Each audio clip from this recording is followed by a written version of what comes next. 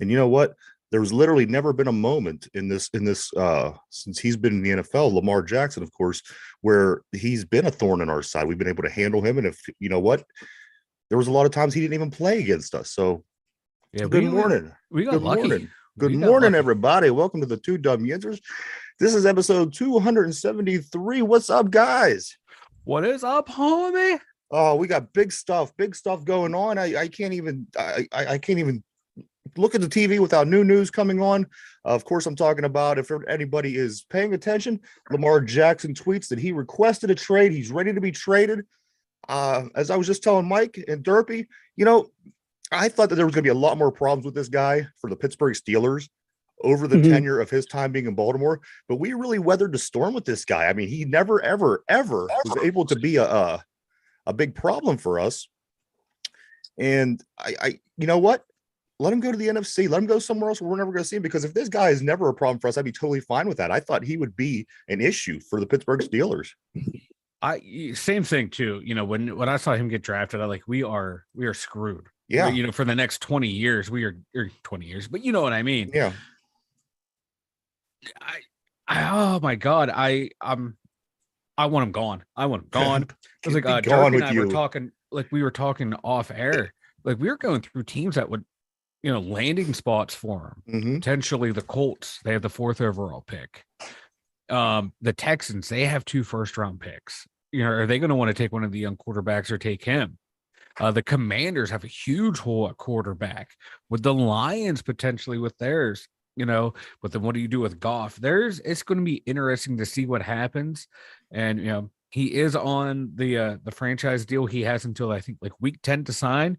So my guy can sit out till then, and teams can still negotiate with him. Quarterback gets hurt, team wants to back up the Brinks truck to Baltimore. They can wait till then, and then they can make the trade. This situation, man, it's I've never seen a franchise quarterback be treated this way by a franchise. It is insane. And I'm going to give you my opinion real quick, guys. He's a liability. And I've said this since day one with him. If you have a quarterback that, you know, this new wave of quarterbacks that's run, they got the athletic legs, this is always going to be an issue. They're always going to be a liability because your career is going to be shortened by the style of game that you play. You know, the thing is, there's no way to protect a guy like this. He's going to run. He's going to get hit hard. And once you get past that line, you have linebackers, you know, hitting you. You got safeties coming in with these tag, you know. I don't trust his career. I think, Mike, I think he could be as close to done as possible. If he goes somewhere, he's going to be average at best, and he's going to have this situation the rest of his life. I just have a hard time thinking that he's going to be able to turn it around after this amount of time in the league. Yes, he had an MVP season, but you know what? Like I said, his style makes him a liability. Then him and Jared Allen are both going to be, or Josh Allen, excuse me, are both be liabilities. I sure hope so. I would, me too, because I want them gone. But you know what? On behalf of the Pittsburgh Steelers, I'm going to offer up Kenny Pickett and this year's first and one of this year's second round picks to Baltimore for Lamar Jackson. So they want because what do you think about this? Seriously, no, because hear me out real quick, because we're building a running game now, and he would be the perfect quarterback for us to have. We have a running quarterback. Kenny could run just fine. My thing is a division team would never do that. Oh, they wouldn't do it now. You know what? As Mike said, he's going to go to one of these teams. He's going to go to the Colts. He's going to go somewhere like this. You know, I go ahead, Derpy. Give me your thoughts on Mr. Jackson. Yes, the Ratbirds. Remember when he had to take a dump? That's his career right there at this standpoint. Him taking a dump is his career? At this standpoint, with the situation at hand. Expert analysis. I love it. I love it. This is like the scene in Major League, you know, when Harry Doyle shoots it over to Monty. Monty just goes, "Yep." He's like, "That's why you're best color guy in the business." That's you, Derpy. You're the best color guy in the business. Hey, it's our Derpy. I don't care what they say. But no, I can see Baltimore just not doing anything, and Lamar's going to wait till week 10, sign that tender, come in, and they'll probably sit him on the bench, and he won't play. But guess what? It counts as a league year. And though we're going to be right back here next year. Didn't you say, Mike, that who was saying he's representing himself? Yeah. Was that you? That's for one, not good. Teams don't want to deal with you if you listen. there's a way that things are done, and there's a way that things make things complicated. And teams don't want to deal with this, especially why aren't people just jumping out of their seats saying, hey, you know what, Lamar is available, let's do what we can. They know there's an issue here. There's issues. He has injury issues. He has, and like I said, teams, they want to talk to your agent. They want to sit down and work out business. He's becoming a bit more than teams want to handle. And it just, I think a team like Detroit, Mike, even with Jared Goff, I think that they're going to say to themselves, because they've been so bad so long, this is my prediction, they're going to say to themselves, I can't keep my hands off of this guy just because of what he is and what he was and what his potential is. I think a team like Detroit is going to be a team that over the years have made bad decisions, and all the good decisions they've been making over this offseason in the past few years. I think this one here, Mike, is the one that they're going to dive after. That's going to be the not so good decision. I would love that, just to see what him and, oh God, that coach up there, that fiery whack job, him and Lamar, I think would be a fun situation. I do too, because he wouldn't be like one of those coaches like, oh, you got to play in my system. He's gonna be like, he would be so excited to have someone they like have a lot Lamar going on up there. I would they have Swift up there. They have a lot. They got some good weapons up there, but it's just if they're if you can make the work salary cap wise, you'd have to move Goff, find someone to take his contract. But I would like to see him up there. Just tells me about this Detroit Lions franchise. If that becomes a possibility, I think that they would move Goff in a minute. Yeah. I think that they've been bad so long, they're going to jump on this. And like I think, like I said, it may be the furthest thing from the truth, but this is my prediction. I say the Detroit Lions go after him hard. I can see that. That would be cool to see. Because how crazy and how wackadoo that franchise is. I would like to see the Commanders, because Dan Snyder's trying to sell the team. Yeah. And just one final FU to like whoever's going to take him over for him having to get out of the league. Yeah. For all the crazy stuff that he's done there. I can see him offering up this year's first, next year's first, just doing all this weird stuff, then sign him to this big contract and have it be someone else's problem from now on. Be like, oh, there you go, I'm out. I would like to see him down in the Commanders. I think that he'd be a good fit down there too. But I would. There's a handful of teams. It ain't a far trip either. You don't even have to really pack. You don't have to go that far, man. Yeah. Quick drive up some road. Hey, Derpy, give me any final thoughts on Lamar Jackson. I mean, we'll be going in and out with him as the show goes on. However, I do want to get started with what we do have. We have a lot that happened over the weekend. Give me your final thoughts on Lamar Jackson just for right now. What do you think he's going to go? What do you think the future of Lamar Jackson is going to be? I would like him to go to the Colts or Washington. Yeah. And the way they could use him would just, with all that young talent they have. Yeah, right. Who's the Colts? Either one I of you just think fellas, their offense would just be unstoppable. Either one of you fellows, who is the Colts quarterback as of right now? Do they have a set in stone quarterback? Or? They don't have a quarterback at all. Okay. Yeah, because they have the 4th pick in the draft. And they are looking at a quarterback. The Colts do. Yeah. Well, they got Gardner Minshew, Nick Foles, and Sam Islander. Yeah, so they got no one. 2 of those 3 are good backups in the league. Yeah, they got backups. They got backups out the ass. And everything they need a name in mock drafts is, these first 3 teams are getting the first 3 good quarterbacks, and they all got that guy from Kentucky is being the team pencil. I mean, you know how the draft goes. It's probably not going to work like that, but a lot of people have that quarterback from Kentucky, that Levi, whatever his name is. Rule Levis. Yeah, he is. In a lot of mock drafts I see the Colts have him as their guy. But that changes a lot of things if Lamar Jackson comes in the scene, Oh man, I love this time of the year. This is why we love it, boys. Yes, this is why we love football. Also, I love the downfall of the Ravens, aka the Raptors. Oh, it's perfect. It's perfect. All we have to do now is roll on Joe Burrow's leg on his knee, and we have this division, guys. That's all it takes, boys. You want to make a name for yourself, Montavious Adams, or somebody like this? Go ahead and roll on a knee, and we'll love you for life. Yeah, no, they're Cincinnati. They're the Bungles. They'll take care of themselves. You know what? I agree with that 100%. Guys, we're going to jump over to the Final Four. The Final Four is set, and then there were 4. I don't think anybody on the planet knows these Final Four teams. It's San Diego State, Florida Atlantic, Miami, and UConn. Three of these teams, one from the USA Conference, one from the Western Mountain West Conference, I'm sorry. And the other one one's from USA, one's from Big East, one's from Mountain West. The only conference that is involved that's a Power 5 is the ACC, which is deemed the weakest conference, which I find hysterical. They are the one conference that made it through the gauntlet.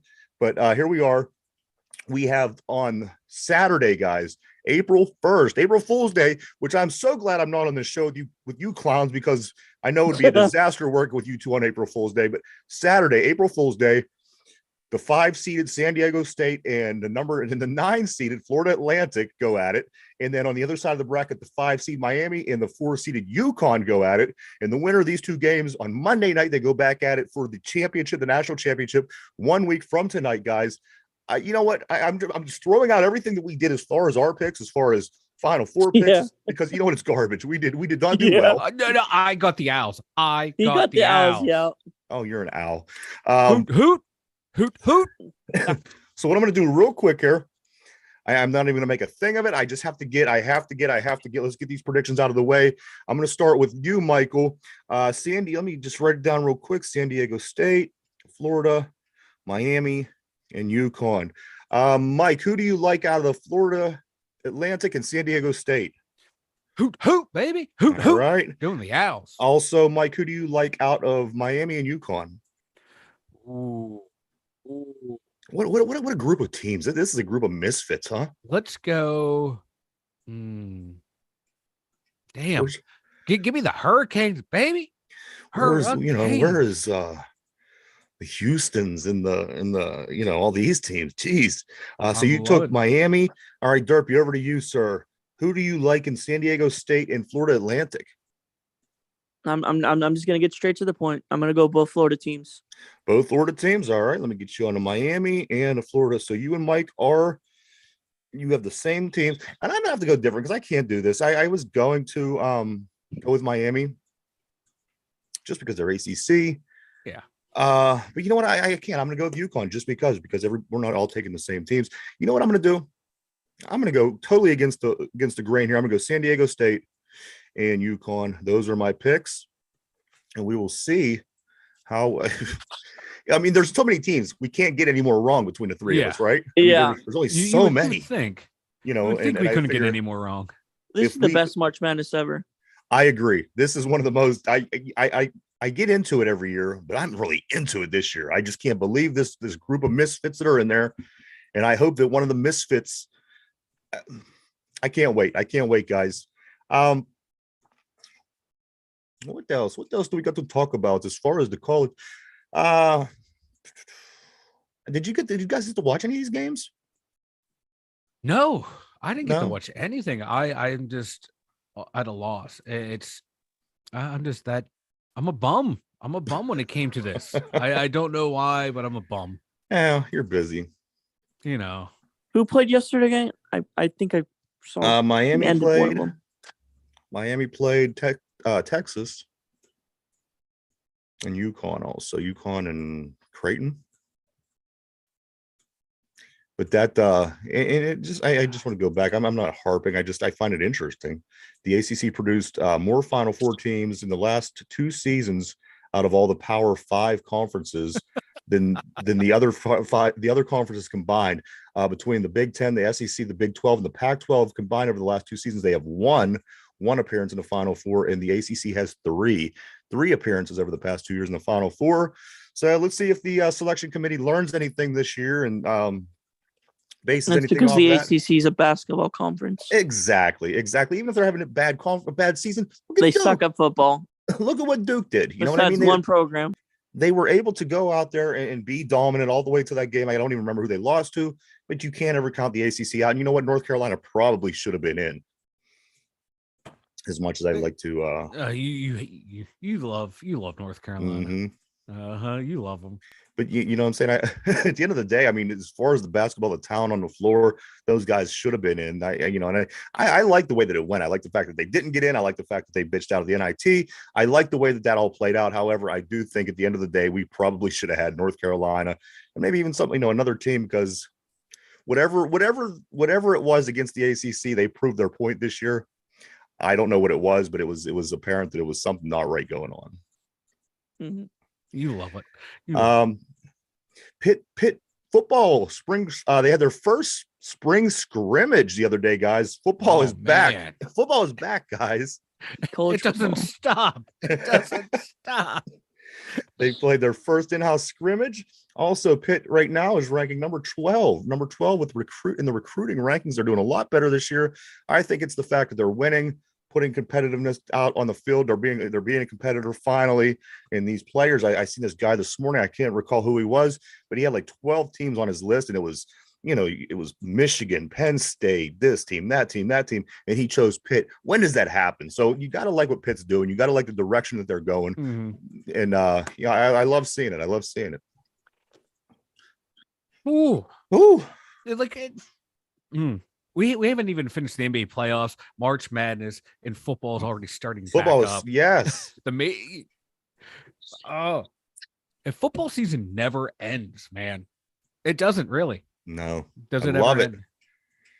I love it. Let me jump down to the other football news. If you want to watch football tonight, guys, Monday Night Football is back. Monday Night Football. Yes, I said it. 7:00 p.m. You have an XFL showdown, and I don't mean just an XFL game. If you like football, give this a chance, because tonight you have at 7:00 on ESPN2 the Houston Roughnecks and the DC Defenders. They're at DC. DC's 5-0. Houston's 4-1. They just lost their first game in 2 seasons. DC, they have all kind of things going on at the games. They have beer snakes and lemons and everything else. You guys like football and a little bit more, check it out. Monday Night Football tonight, guys. 7:00 ESPN2. Derpy, are you gonna watch any XFL? I might. Are you? There's not really anything on. Oh, you got wrestling. You got wrestling or WrestleMania season. Building up to WrestleMania. Yeah. Fair. I like Liv Morgan. Yes, we know you do. She's my favorite. Yes, we know you do. Your stalker. That's my future baby mama. Also, though, the games run, live, run. Run, live, run. All the other XFL games over the weekend, guys. The Seattle Sea Dragons beat the Orlando Guardians 26-19 early Saturday. The late game Saturday was the St. Louis Battlehawks over the Vegas Vipers, Rod Woodson's team, 29-6. I would say that Rod Woodson's Vipers are the worst team in the XFL. And that's finally, the XFL game yesterday was the San Antonio Brahmas over the Arlington Renegades, 15-9. Hines Ward gets his second win as a XFL coach there in San Antonio. Michael. Yes. Hockey, baby. We got 9 games left. The Pittsburgh Penguins get a big game. Even if it's not a big game, this is always a big game. I think we could all agree on that. Oh, yeah. The big game on Saturday night was the Pittsburgh Penguins and the Washington Capitals in Pittsburgh. You know what? It was a good game as billed. You wouldn't think otherwise. And you know what? I would have hated this 10 years ago. And you know what? I think most people would have. Did you notice that PPG Payton Arenas gave Ovi a standing ovation? Yes. When yes. And you know what? I dig this. Dig this because, as Crosby and Ovechkin's careers start to wind down here, you can't ignore the fact that they were the two for the past 18 years.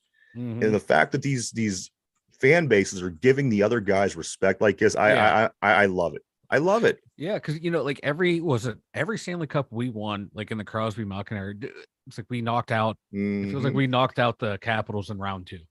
Like you had to beat them to go win the cup, and when they won their cup, they had to beat us to go win their cup.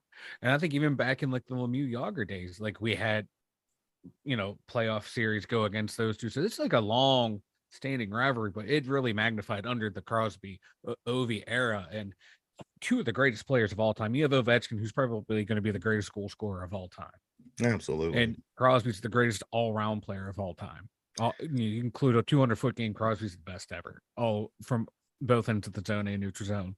And to finally see, begrudgingly both fan bases going, all right, after 17 years, 18 years of these two guys, Well, Yeah. finally, okay, we'll give you the clap. And like I said Friday when we are getting off air, like enjoy, because there's not many matchups left between these guys. Yeah. And then between, once again, the forgotten man of this era who comes through and seals the deal. Wasn't Crosby, wasn't Ovi, it was Gino. Yes. I tell you what, we had this game. I believe we were up 3-0 if I'm remembering. Oh yeah, right. we were up 3-0. And then we played Penguin hockey. Then we played Penguin hockey, and it was tied 3-3. And with very little time left in regulation, I was getting prepared for overtime. And as Mike stated, Gino buries it, wins the game 4-3. Mm-hmm. Takes the Penguins record to 36, 27, and 10. We're going to Detroit tomorrow. We play the Red Wings tomorrow night, who are sitting at 31, 32, and 9. And we are at 82 points, Mike. 82 points. I believe we're still right inside the playoff parameter, if I'm not mistaken. Yes, we are. We still own that last wild card spot. We have a 3-point cushion over the Panthers. And I'm sticking with my thoughts. I think that we're going to play just good enough. I think the Penguins will play just good enough. They'll get themselves into playoffs, and then it'll be an early exit. Maybe they'll go in and win like the first game, make it interesting or something like that. But it's not going to be a long stay, in my opinion. Again, Detroit tomorrow, 7:00. Who do you like, Mike? Oh, I like the Penguins in this one. I think, the way they played this game, yes, it's a typical Penguin game, can't hold the lead. But they showed some grit, determination. They played it like it was a playoff game. Yeah. And that's how they need to play the rest of the way. They have 9 games left, 9 Yes. games left. Play every single one like it's the playoffs. Play smart hockey, is coming in with that fire and emotion where every game is a must-win game. That's how they have to treat it. And that sounds amazing. And that's what they have to do. Mm-hmm. But every time we've said that this year, what did they do? They went out the next game and they blew it. That's what scares me. But yeah. I guess maybe it's my reach for what I want to happen.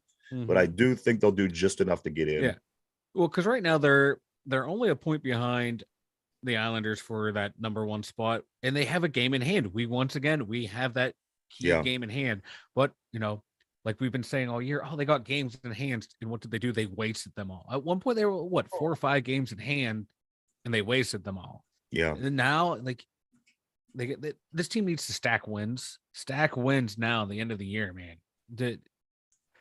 We're gonna get bounced in the first round anyway. I'm not trying to be pessimistic. Just being realistic. The teams we're gonna have to play are gonna be the class of the NHL right now, and we're overall as the team we're far from that. But try and get that top spot. Give yourself a better shot. Pull up, Mike. Do you have their schedule in front of you by chance? Pull up and see who all they have left. Let's take a look at the Penguins' remaining schedule, if you will. Remaining schedule, we have, like you said, tonight we have Detroit. Then Thursday we have Nashville at home. Saturday, April Fool's Day at 3 p.m. Dreaded afternoon game. The Boston Bruins coming to town. The best team in the East. Then the next day at 6 p.m. we have the Philadelphia Flyers coming to town. I knew they was coming this weekend. Then the fourth we travel to New Jersey to play the Devils. Back home on the 6th to play Minnesota and Marc-Andre Fleury. The 8th we travel to Detroit to play Detroit. Then April 11th, the last home game of the year, we play the Chicago Blackhawks. And then the 13th, last game of the year, we travel to Columbus. A lot of winnable games in here, boys. A lot of winnable games. Is that a 10-game stretch or 9-game stretch? 9 games. I don't like Boston. I don't like the Boston game. I don't like that Jersey game.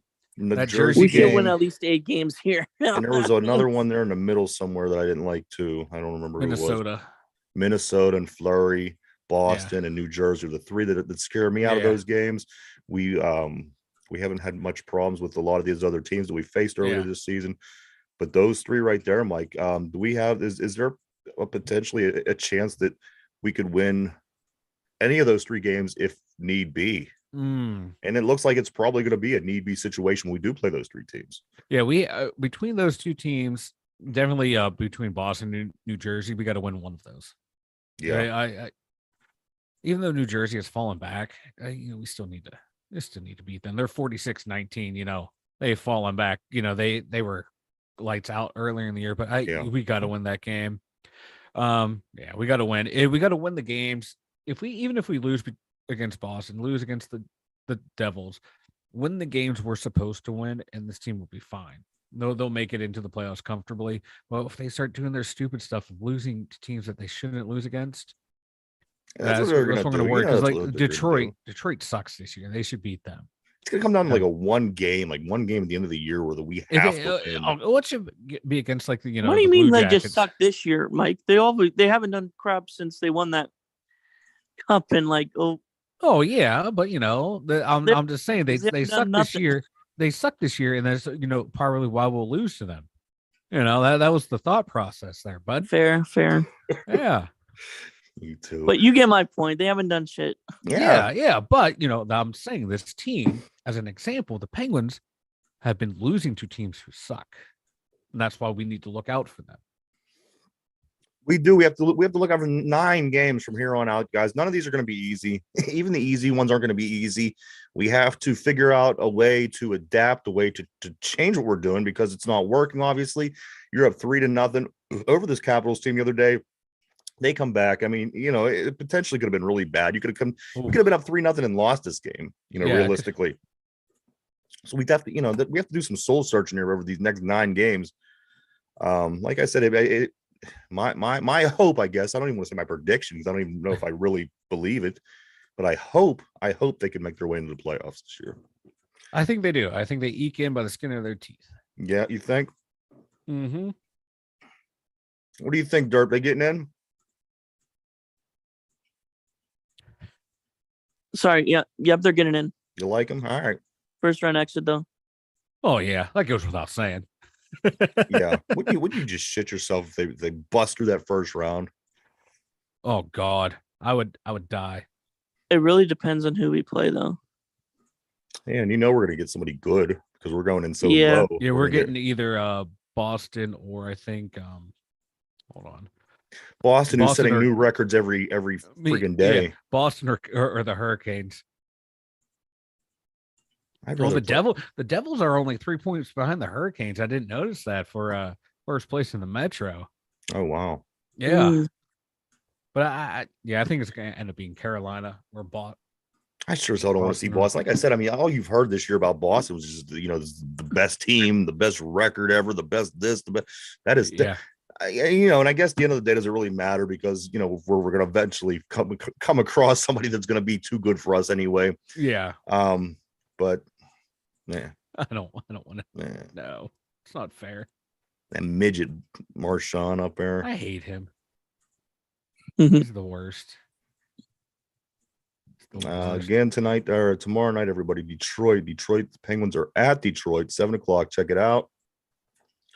Penguins need to find ways to stack wins. They have to. If they don't, look out. It's going to be a long off season. Quick Pittsburgh Pirates.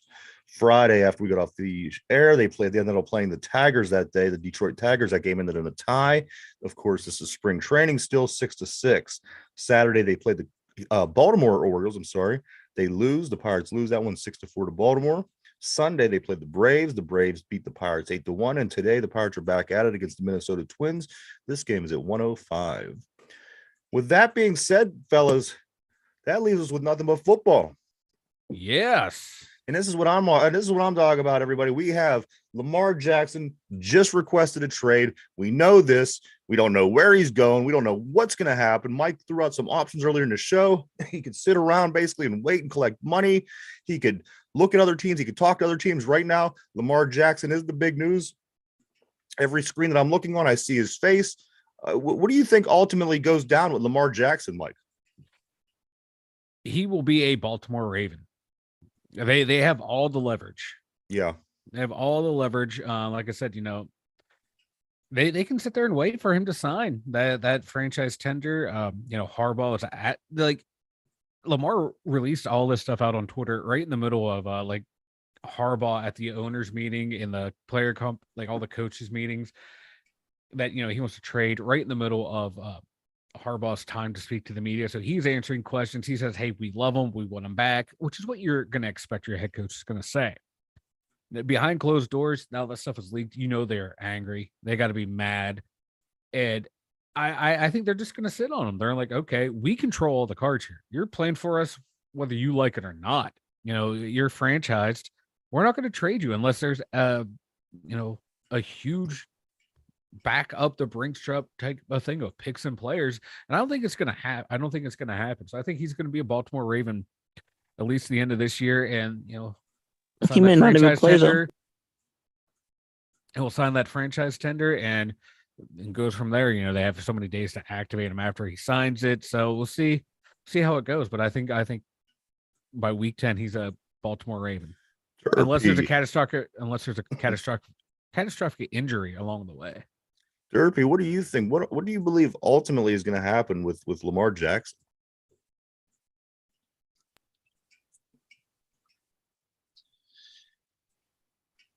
They need to trade him, but I agree with Mike. Unfortunately, he'll probably be a Baltimore Raven. There's nothing unfortunate about agreeing with me. No, I'm just saying as a Steelers fan in general, because we have a passionate fan base that hate the Ratbirds. Yeah, and what's Baltimore's play here? Is Tyler Huntley their guy then? Is this what are they gonna look for something in the draft? They did nothing. I mean, really, their free agency season came and went, and I think maybe one move. They didn't do anything in free agency. They didn't do nothing, and I think there was a receiver that just went there or something like yesterday. I don't know what the heck I seen, but who's their guy? Is Tyler Huntley their guy? It's gonna have to be, because honestly, I'm more scared of Tyler Huntley than Lamar Jackson. I'm not scared of either one of them, to be honest with you. Derpy's the guy who loves the backup quarterback. He loves Jacoby Brissett. He plays more confident against the Steelers. I think they were a better team against the Steelers with Tyler Huntley than Lamar at one point. I thought they were really bad. I thought both times Tyler Huntley 2 touchdowns, 3 picks last year. He was something special. Listen.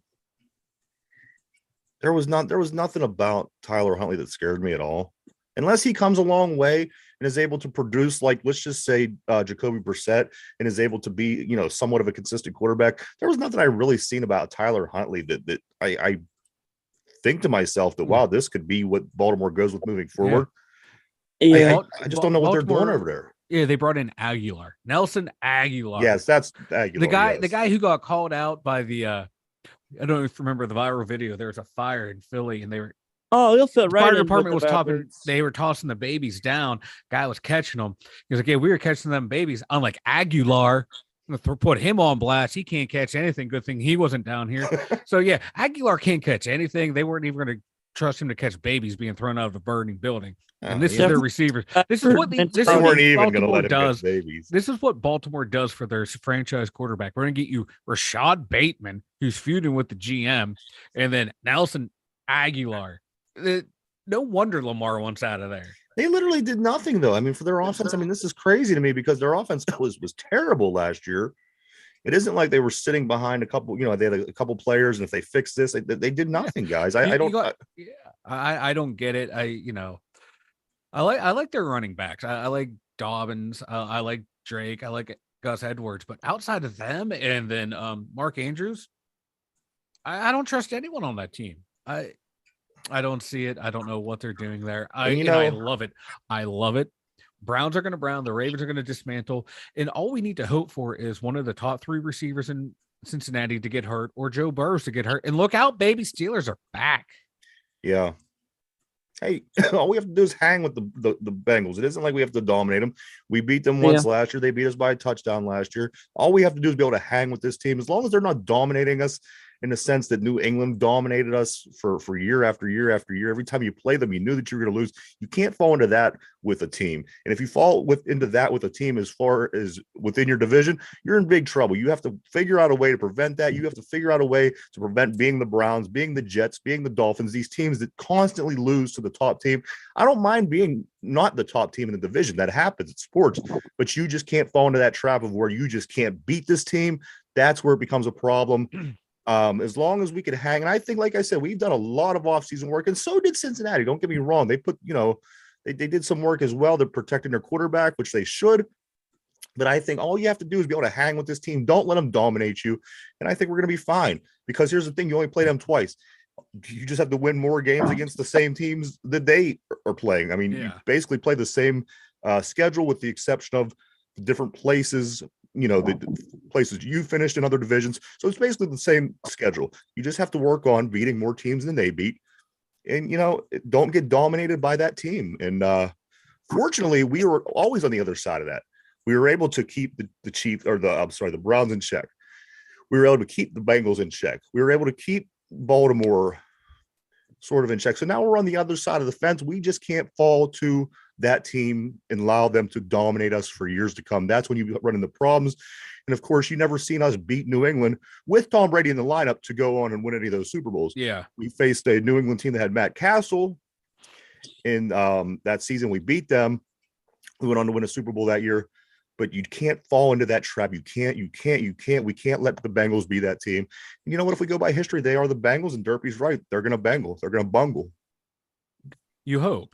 You hope, but they really haven't shown that, especially with that their players on offense. I mean, he hasn't really accomplished anything yet. I mean, he hasn't, he hasn't won the Super Bowl. He hasn't, he went there, but you know what? Somebody goes every year and loses. And I will say, as a Steelers fan, that Super Bowl was complete bull crap for the Bengals. I don't even know. When that interference call, that was complete bull crap. I'm gonna be honest, I don't even think I watched that Super Bowl with the Bengals. They should have won that one, but that interference call was awful. Let's run P around instead of Joe Mixon. You run Joe Mixon, they get a first down, they win it. Yeah, you're right. They do, and I'm sorry, that team, like Joe Burrow is one of the elite quarterbacks in the league, and dude's beast. Look out! Look at it this way, though, Mike. Drew Brees was always an elite quarterback in the league. Some could argue Aaron Rodgers has always been, these dudes, they did get to and get it done, but they didn't dominate year in, year out. That's one thing we have to prevent from allowing this team in Cincinnati to do, is be that team that's going to dominate year in, year out. That's when you run into problems. That's when you run into Brady Patriot type issues. Mm-hmm. Like I said, these other guys, you're going to get there. You're going to get it done because you are one of the best, but that doesn't mean that you're going to dominate. And that's the one thing that we have to focus on as Steelers, is to not let this team dominate us. Yeah.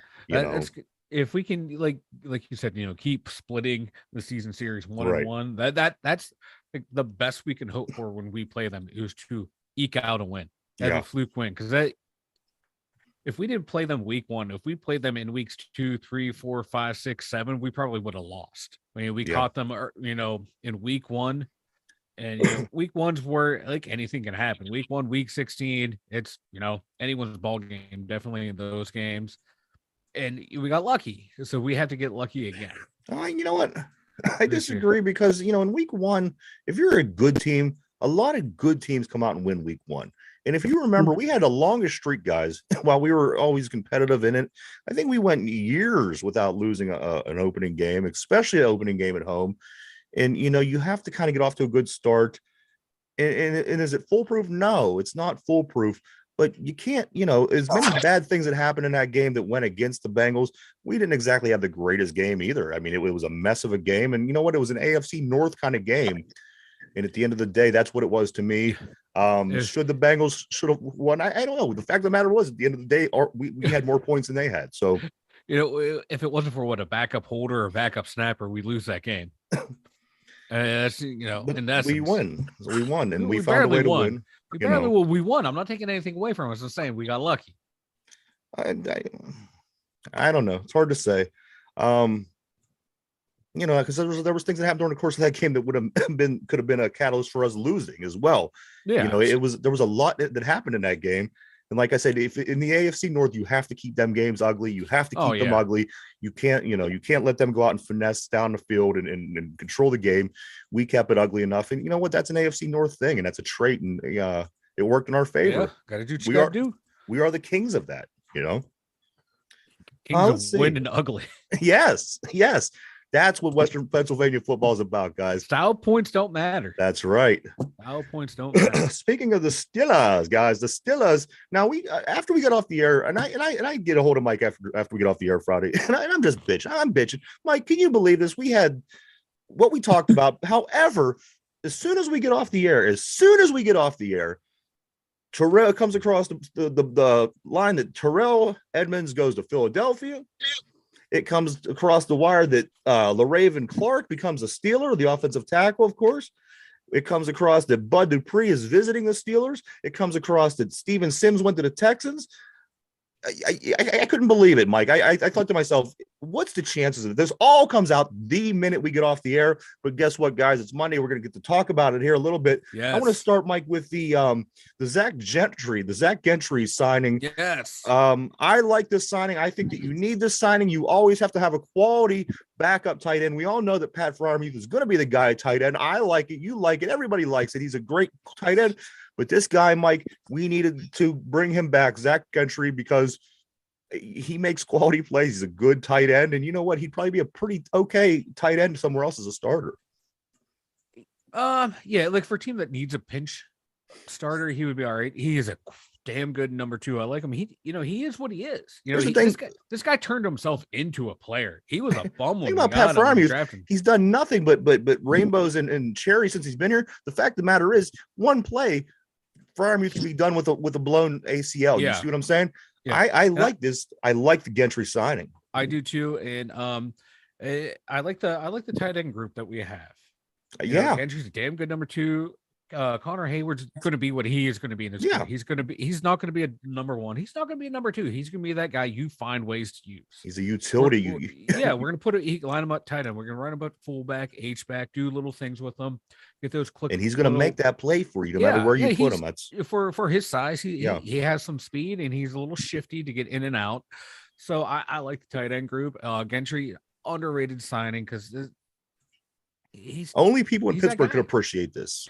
Yeah, but there's also a segment of Steeler fans out there that were like boo-booing and like, this is what we need. Like, this is what you need. You need depth. Not everyone is a star. Not everyone's a starter. This guy fills a role and fills it well. Let me ask you, Derpy, what do you like? What do you like about this group of tight ends? Of course, Mike mentioned Connor Hayward.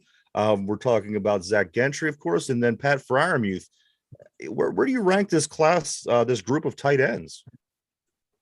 It's a solid group. I just wish they would use it more. And you know what? I think they're going to.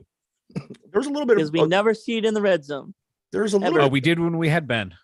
There's a little bit. I know, just a little bit, but it's going to be interesting this year because coach comes out the other day and says it's obvious what we're doing.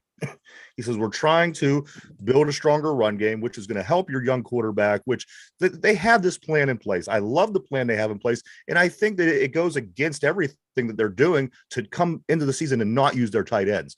The way that you would use tight ends and the way that you would generate a running game is everything that they're building for. Look at this offensive line. Look at the depth of the offensive line. Look at all the work they're putting in to what is going to be the running game. They feel that we have a good passing game. We just have to be able to open it. You can't have a rookie standing back there with no running game, no passing game.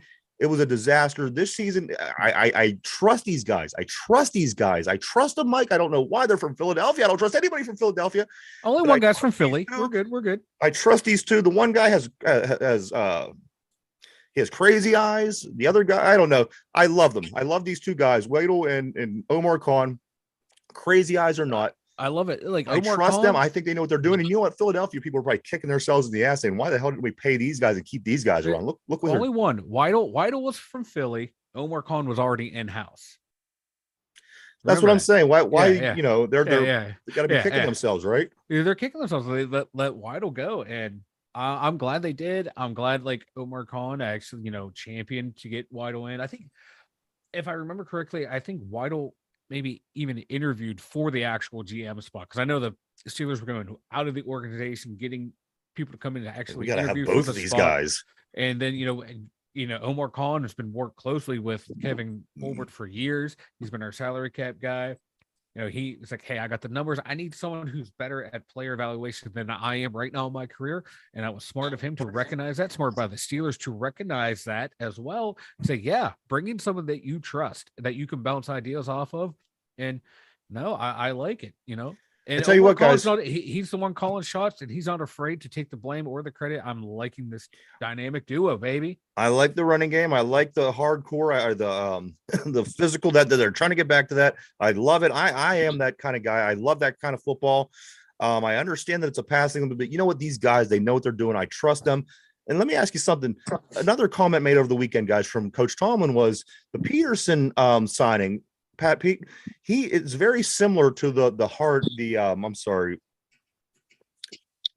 Hayden signing. What do you guys think about that? Where do you think that Pat Pete and Joe Hayden, what do you think, Mike? Yeah, it is. It's a similar type thing. You get that veteran that was, available that you didn't think was going to be available. You get him at a damn good price. Yeah. And he can still ball. And here's the thing, Mike. He can ball. I promise you, if he wasn't in Pittsburgh, fans around here would still be talking about Patrick Peterson being one of the better cornerbacks if he was afar. Yeah. Now that he's here and you're really dissecting it and you're looking at his age and everything, you're saying, well, he's getting a little older. But you know what? If he wasn't here, we would still be considering him a top cornerback in the league, right? Yes. I agree. So. Easily. I agree. Derpy? I agree. So that I'm looking forward to. I'm looking forward to Pat Pete. I seen over the weekend. I did not know this. However, Levi Wallace, he was yes, Bell's palsy over the 2022 season. I did not know this. So I remember times that he was out. I know, I don't know how things are now. Hopefully things are well for him. Wait, what's wrong? He was diagnosed with Bell's palsy. Oh, yeah, like the old JR, like Jim Ross, Bell's palsy. Hopefully Levi, he still played 15 games out of 17 games last year. I think that was the most underrated signing for us last year. Absolutely. He was a solid player. What did I say? He had like 4 picks last year. Like coming into the Steelers, he had 6 total. He has 10 on his career. He had 4 of them. He had just about half of them last season. I like him. There's no complaints about Levi Wallace. No. It was Witherspoon that was the big disappointment. Yeah. We went into that last year, and you went on about how you thought he was going to be the guy. Yeah, that last half of the season, this dude was lights out. Ooh. You're thinking, oh man, him and Cam Sutton being the way he was, Levi coming in, it was going to be good, but only 2 of the 3 worked out. But hey, I'm liking the signing of Pat Pete. I just saw on Twitter. Peterson said Tomlin said him and Peterson just, they sat down and talked about what his role is going to be in the team, and Peterson's excited. They're all excited. I tell you what, all these guys, the guy, Holcomb, he's going on and on about he can't wait to see the terrible towels waving. He's going to be the guy when they're playing Renegade and that defense is getting fired up. He's going to be the guy out there smashing his head off the helmet. I just know this kind of guy. He's that crazy white guy with the mullet. Yes, he better live crazy white guy with the mullet. You got to have one on your team. I don't care who you are, where you are. You got to have the crazy white guy with the mullet. Like, I do want to say about this defense, for the amount of money we are spending on this defense, and I'm not trying to poo-poo on them, they need to be elite. Yeah. They need this team. They don't have to be the 08 or the 2010 defenses, but they got to come close. For the amount of money that's being spent, they got to come close, and they're going to have to steal wins. Because this offense is still young. You're going to have a quarterback coming in on his second year. I know I poo-poo on Kenny, but I want him to succeed because he's my quarterback of my team. But you still have a young quarterback, and that defense has to rise to the occasion. That's where all the money is. And here's why they're going to do it, Mike and Derpy. They finished last season so good. That defense was it became a shutdown defense. And they went out of that season saying, guys, look what we did. I can't wait to come back. And everybody was fired up. So then you shed some dead weight, your Bush, and then you bring some other guys in who are brought in under the impression that, you're a part of something big here. If we could bring it together and play good enough defense to help, the offense get by and do these things, I'm really liking this season, guys. I'm very excited. Let me go back real quick. Now we started with Terrell Edmonds, of course, with this segment. Let me ask you, Derpy, do we even address another safety? Do we even entertain another safety? I'm seeing Taylor Rapp here in the papers from LA being a possible fill-in for Edmonds with KZ and with Minka. Do you see us making any? What kind of move is next? I mean, we obviously have to have a little depth. What if KZ goes down? What if Minka goes down?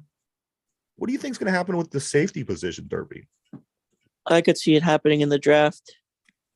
Going what, maybe 3rd, 4th? Yeah. What do you think, Mike? I'm scrolling through the free agents right now. Like I said, there's not a lot of options, especially out there at strong. How much cap we have left? That I'm not sure. I didn't take a look at that. Yeah. But right now, like, Rapp was he made it into the top 100. He was ranked 82. For the I draft, remember seeing him draft play. wise, He's somewhat impressive back yeah, there. he's not bad. He is what he is at this Yeah. point. He'd be like just having Terrell Evans back, but like in the draft, like the number one safety is Brian Branch. That guy can play all over the place. I'm hoping he falls to 32. I don't think he will. You think we're Teams you think we're going to attack a safety at 32, guys? No. There's a chance. There's always a chance. I mean, there is always a chance. However, you're still looking at offensive tackle here for your blind side. You're also looking at a long-term cornerback. You know, they're obviously looking for a long-term corner. Can you see them taking a safety, you know, in the first couple rounds?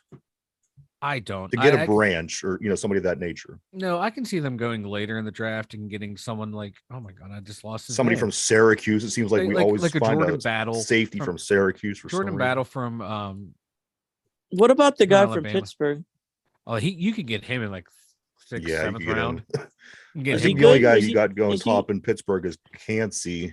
Yeah. And also Jordan Addison, which a lot of teams are taking, saying Baltimore, which yeah, will be interesting. Yeah, they need a receiver.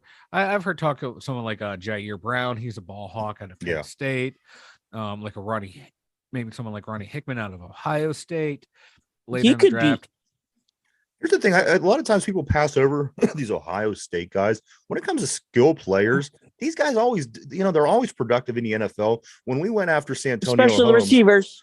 Yeah, exactly. We went after Santonio Holmes. Look, Santonio Holmes, if he didn't run into those issues, which were bullshit issues, why we ended out, separating with him.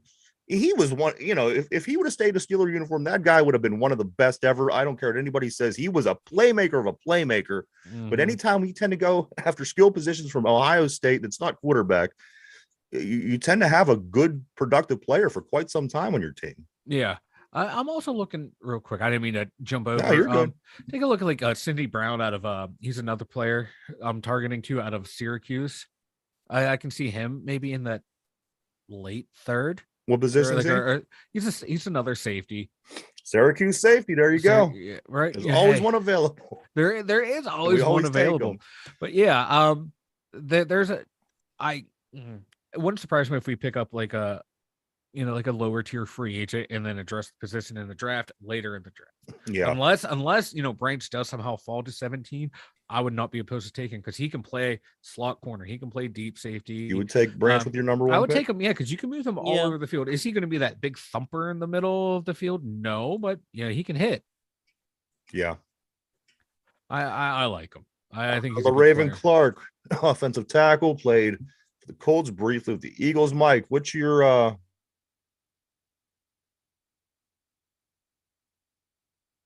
do with him? He's going to be line depth. That's it, because you can't, this, like we said, man, this line, no one missed a game last year. They a snap here or there. No one missed a game. You can't count on that. And I think they are building up the line depth for, hey, if someone gets hurt, we need someone to come in and step in. We think this guy can be one of those people. That's what they're doing. They're building depth along the line in case of injury. He's not going to be a starter. He is what he is. He's a backup, and you need those guys. Let me ask what you, he is. Derpy, Bud Dupree. Bud Dupree is going to be visiting. He's going to be visiting. I don't know if he's visited yet, but I know that he is. It's lined up. Bud Dupree, is he lining up on the Steelers defense this season? Bud Dupree, Derpy. I hope so. You're pulling for Bud? Yes. Mike, Bud Dupree? Probably. Yeah, if they want him, they're gonna get him. It's Steven Sims. For his injury concerns the last 2 years, they'll get him for cheap. Steven Sims, was he a big loss? Now, I liked Sims. He was actually coming through at the end of the season with some very nice returns, putting us in pretty good position for the ball for field position. I don't see anybody on this team, Mike, that could be that guy with the exception of Gunner.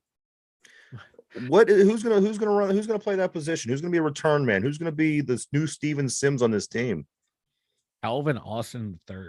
Oh, I love that. I'm pretty sure. And if they keep Gunner's gonna get a shot at it. Yeah. Sims had 100 yards receiving last year. 14 I don't catches, know what 100 he had. yards. It was more the special teams I was impressed with. Yeah, but he caught a couple passes here and there, but nothing major. It wasn't a big. He's not going to be a big loss. You can replace him with Calvin Austin. Finally, fellas, Tom Brady buys a minority share of the WNBA Las Vegas Aces. Las Vegas Aces. I think it's a reason for him to get out and party, go out to Vegas, maybe, pick up some chicks out there that the wife has left and all this. What do you guys think? Tom Brady buys a minority share of the WNBA Las Vegas Aces. Mike. Yeah, reason to go party and probably to get some of the money back that he lost in the crypto investing world with that I forget which the coin it is that the CEO was arrested for and everything. He's probably trying to recuperate some of those losses. And let's start getting the ownership game in the WNBA. And wouldn't surprise me if he eventually becomes a minority owner in the NFL. All right, Derpy. Any comments on Mr. Brady before we move on? Vegas fits his style. I like it. All right, everybody. It's a 2-minute warning. Mike, why don't you go and tell everybody about the website? 2dumyinjured.com, the number 2 DUMYINZERS.com. Head on over there. We have links for everything you need for us: Facebooks, Twitters, Instagrams, YouTube, Spotify, Anchor, merchandise store with the great new Bob and Nothing design. Yes. Join the revolution, people. Join the revolution. That's like 2dumyinjured.com, baby. 2dumyinjured. www.2dumyinjured.com. Everybody go check that out. A lot of cool stuff over there if you go check that out. The show, we are live Monday through Friday, 11 a.m. to 12 p.m. That is all week long, Monday through Friday. And the show that we do gets uploaded that day at 8 o'clock over on Spotify and podcast form. In case you don't have time to watch the show and you only have a chance to listen, 8 o'clock today, this show gets uploaded over on Spotify. Guys, you guys ready for a little trivia? I am ready. Trivia. Right. Now this is a Steeler. This is a Steeler trivia. Now this particular player that I'm looking for is no longer a Steeler, though, and you'll see what I'm saying once I get started. All right, here we go. You ready, Derpy? Yes. Got your thinking cap on? Yes. All right, here we go. Which former Steelers receiver was coached by Snoop Dogg in the Snoop Dogg Youth Football League? Take your time. Don't shout it out. Which former Steelers receiver was coached by Snoop Dogg in the Snoop Youth Football League? Take your time. Nobody shout it out. Huh. All right. One more time. Which former Steelers receiver was coached by Snoop Dogg in the Snoop Youth Football League? I'm going to come to you first, Derpy. Do you have an answer? It's just a random guess. Mm-hmm. Martavius Bryant. Martavius Bryant. And is that your final answer? Yeah. All right. I'm going to go ahead and lock you in with Martavius Bryant. I really, really like Martavius. Michael, which former Steelers receiver was coached by Snoop Dogg? Coach Snoop Dogg, Calvin Brodus, in the Snoop Youth Football League. I was going to say Martavius Derpy says Bryant. Martavius Bryant. That's who I was going to go with. Who's in? He stole my pick. Who's in the XFL right now? So I think that's who it is. But I'm just going to go ahead and go with screw it. I'm going to go with him. I'm going to go with Martavius. You're going with Martavius, and that's your final answer? Yeah, it's my final answer. All right, here we go, guys. Which former Steelers wide receiver was coached by Snoop Dogg in the Snoop Youth Football League? Both Mike and Derpy both had said Martavius Bryant. And that guy's is. Ooh, so sorry. So sorry. Ooh. The answer is none other than Long Beach native Juju Smith-Schuster. Oh. Played for Snoop Dogg in the Snoop Youth Football League, guys. I didn't know this. I just read it this morning. I thought that is the question. That's a good question right there. That actually makes sense. I was trying to think who was from there, and I forgot. Right. And you know what? After you guys said there. Martavius, I'm thinking he might even be from there too. I don't know where he's from, but you know what? That was a good pick, guys. However, Juju was the one that played for Snoop Dogg. Pretty interesting. I like it. Guys, a lot of things going on. We do have XFL Monday Night Football tonight, guys. Monday Night Football here in the end of March. You can't beat it. Check it out. It's going to be a good game. Whether you like the XFL, whether you had a chance to even check them out, it's a 5-0 team versus a 4-1 team. It's going to be worth your time. Sit down, watch some football at the end of the day. That is this evening, 7 p.m. on ESPN2, the DC Defenders and the Houston Roughnecks, everybody. Final Four has been decided. That's going to be into the weekend. We'll talk more about that throughout the week. Penguins, Detroit tomorrow. Bucks back in action today. Mike, what do you got before we take off today, man? 1 month till the NFL draft. I love it. 1 month till the NFL draft. That is some, let me tell you what that is. Like children cheering. Derpy. It's Christmas Day, baby. Like Christmas Day. Derpy, what do you got, my man? You always send us off in style. That's why I always keep you for last. And Jesse James caught that ball. Hey, you know what? That deserves. That's the smartest thing you've ever said, Derpy. You too. But hey, everybody, thank you so much for checking us out. We appreciate each and every one of you. We hope that you continue to do so. And hey,